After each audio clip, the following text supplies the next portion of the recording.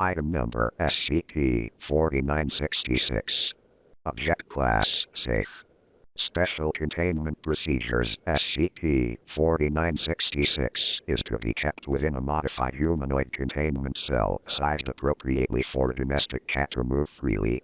This cell is to be furnished with several pieces of cushioned furniture. Recreational objects such as climbing towers, plush toys, and small plastic objects have also been provided.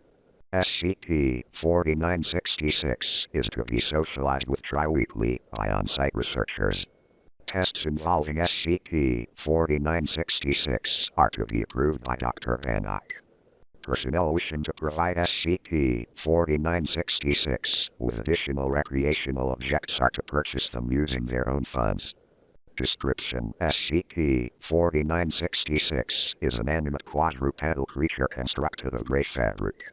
All attempts to pierce or damage this fabric have failed.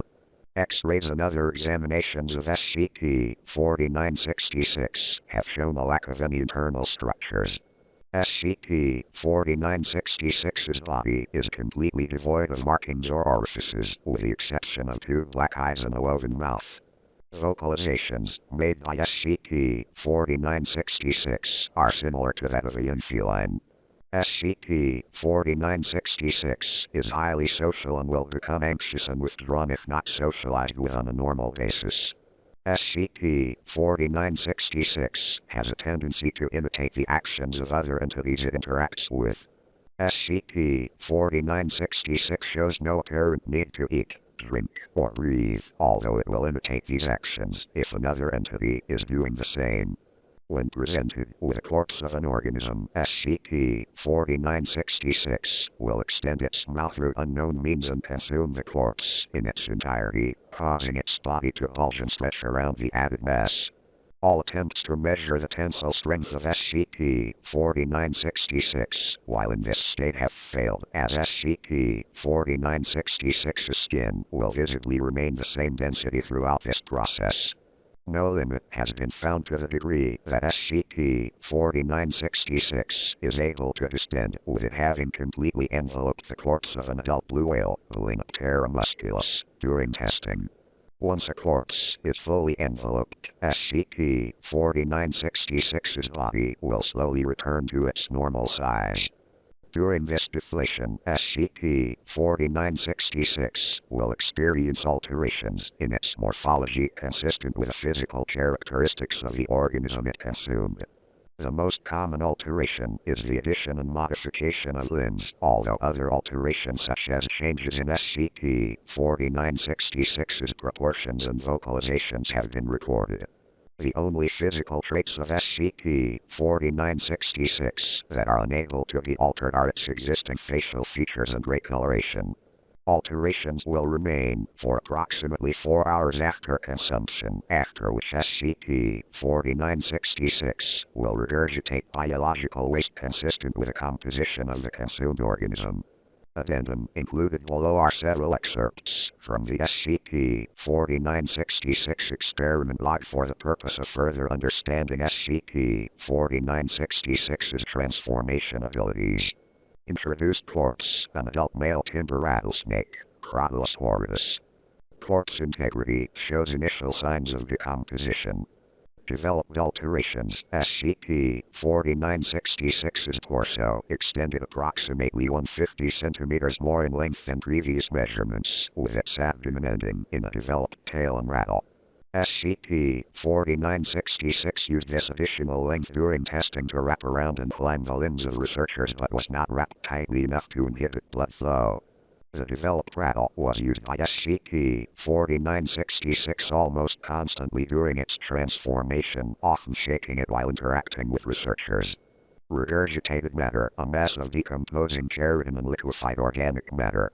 Introduced corpse: an adult female lionfish, Ptera smiles. Corpse integrity shows signs of advanced decomposition. The interior of the corpse is almost completely putrefied. Despite the corpse's venomous spines, SCP-4966 was able to consume it without issue. Developed alterations. SCP-4966 developed a pair of pectoral fins, an anal fin, and a large dorsal fin, constructed of several long spines. These fins were observed impeding SCP-4966's movement, specifically limiting its vertical mobility. Chemical analysis of the spines tested positively for lionfish venom. As such, no further interaction with SCP-4966 was conducted prior to regurgitation. Regurgitated matter, broken spines and liquefied organic matter. Introduced corpse, a pile of deceased sycamore maple, Acer pseudoplatanus, leaves. Corpse integrity, slightly degraded. Developed alterations, no observed alterations. SCP-4966 consumed a single leaf before immediately regurgitating it. SCP-4966 spent the remainder of the test playing within the pile of leaves, repeatedly jumping into it from provided furniture.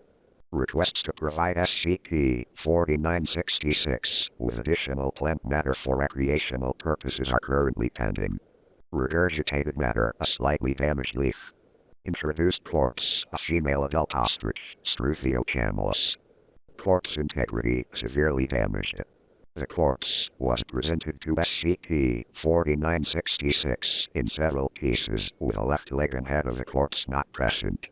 Developed alterations. SCP-4966's legs extended approximately 1.3 meters and developed two large toes similar to that of an ostrich.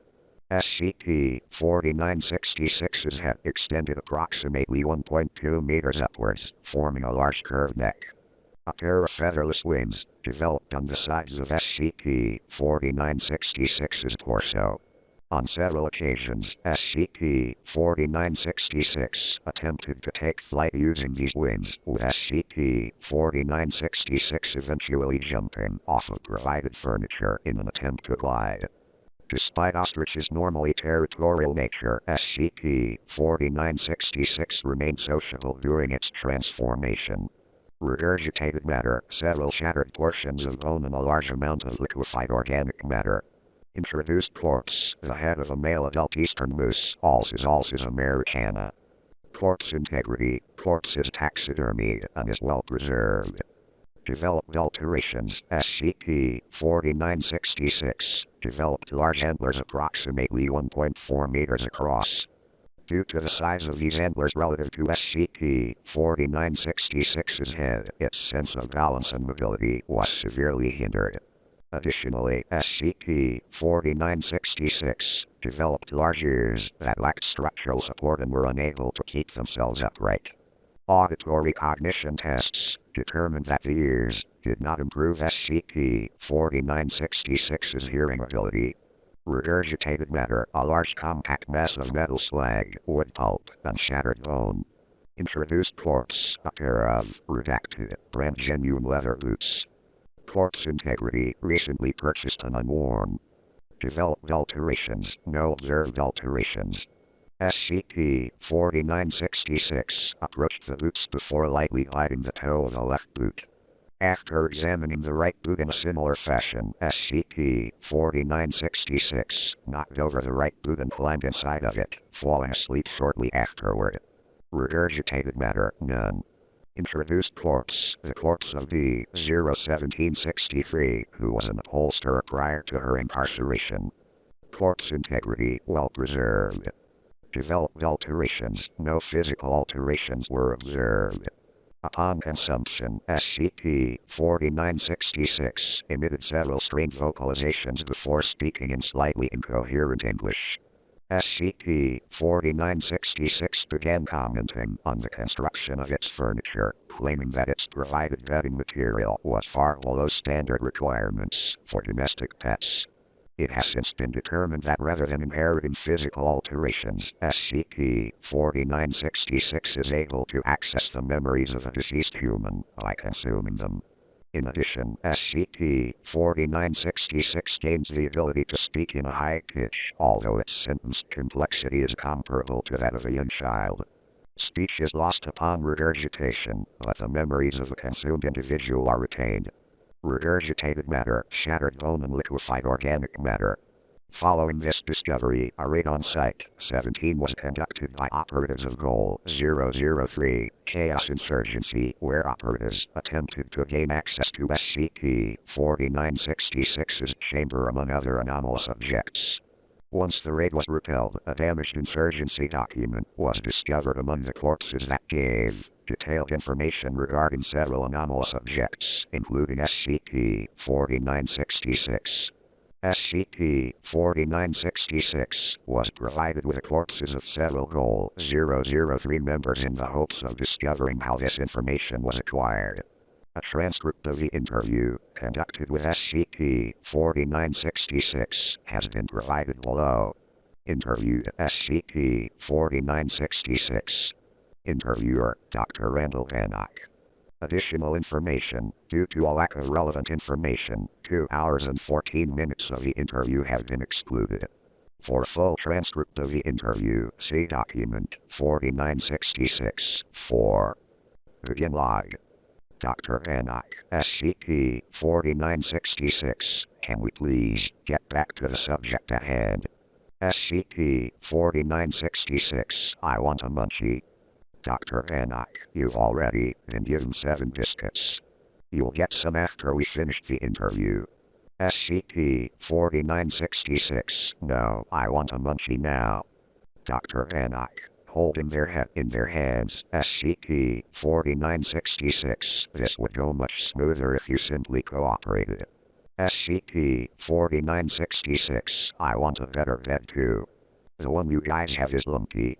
Make a bed out of munchies so I can eat it when I get hungry. Dr. Vanak, SCP-4966, if you answer the question, I'll give you another biscuit. SCP-4966, pauses, if I get the good munchies this time. Dr. Vanak, how did the insurgency know where you were? SCP-4966, the red shitty people. They found the room with my name on it. Dr. Vanak, sigh, how did they know that was your item number? SCP-4966, I was in the room, so the room had my name. They made lots of banging on the door and noisy noises. I was sleeping but it was too loud and the bed was lumpy. Dr. Vanak, your new vet is coming soon. How? SCP-4966, how soon? Dr. Vanak, tomorrow. How did they know where the building was? SCP-4966, Munchie. SCP-4966 is given a biscuit. The biscuit is consumed by SCP-4966 without chewing. No matter is regurgitated. SCP-4966, the cat people who visit me. They tell the red people stuff through the head parts. Dr. Vanak, pauses, the head key, never mind. Can you be more specific? Who are the cat people? SCP-4966, lots of people give me cats. The white coat woman who gives me the toys is nice, I like her. She gave me the ball with a bell in it and it makes a ringy noise. The orange person that gives me lots of cats, but its face keeps being different between cat times. It gives me cats, though, so it's a good orange. You give me munchies and smell like a cake, and that's a good munchie. Also, you said you were gonna get me a good bed, but, Dr. Vanak, which one of the cat people told the red people about you? SCP-4966, Munchie. Dr. Vanak, I'll give you a biscuit if you tell me. SCP-4966, but I want Munchie now. Dr. Vanak, if you tell me now, I'll give you 2 biscuits. SCP-4966, the orange person sometimes. They use the head part so you don't get distracted from doing scribbles on the board you have like you're doing right now. That looks real hard. Dr. Vanak, what do you mean by the head parts? Do you know anything about that? SCP-4966, Munchie. SCP-4966 is given 2 biscuits. SCP-4966, I think they use their head squishies. Like the one in the red guy I munched, and the one in the spiky stripey, but that one wasn't too good. Dr. Anak, do you mean their brains? SCP-4966 nods. SCP-4966, yeah, they use the head squishies to talk. Dr. Anak, okay, what did they use in their brains to talk? SCP-4966, I don't know about squishy parts. I think the big part that looks like a watermelon is used to talk. I'm not an organ psychic. Dr. Anak, let's put it this way. Do you remember the, orange person that you ate? SCP-4966 nods. Dr. Anak, what about their brain was different from the red people's brains? SCP-4966, the orange person was colder and was kinda too mushy. The red people had lots more stuff about shooty guns, but I don't like to hurt people so I say no thank you, mister. The orange person had a lot more about like being stuck in a room, and I don't think they ever got to taste the crispy crunch of a munchie, which is sad. Dr. Anak, yes, that's quite sad. Was there anything in the red people's brain about how they talked to the orange person? SCP-4966, I don't think they could talk to the orange person, because I already ate them. Dr. Anak, no, the ones that would catch you. SCP-4966, pauses, 1 second. I'm gonna do a real big think. Dr. Anak, take your time. SCP-4966 sat in silence for several minutes, occasionally making confused vocalizations. SCP-4966, I think I found something from the red people, but it's a bit scrambly and they use some big words I don't know. Dr. Anak, just do the best you can. SCP-4966, I think they're hungry and they want to get some snacks for their sleepover. Dr. Anak, I'm sorry. SCP-4966, they keep saying words about Sonic chips, but they aren't eating any chips and I'm confused why I think the orange people had the Sonic chips already. Maybe they forgot them at the store cause they're saying stuff about not noticing the Sonic chips. I want munchy Sonic chips like the orange person gets. Dr. Anak, can you tell me which orange people can talk with the outside people? SCP-4966. Can I have Sonic chips for Munchies? After some difficulties, SCP-4966 lists the identification numbers of 14 D-Class personnel, with several having known affiliations with Goal 003. Autopsies of these individuals have discovered a small device implanted within the cerebellum capable of psionic transmissions. The transmitters possess mild anti-emetic properties, making their emitted transmissions be perceived as mundane and unremarkable.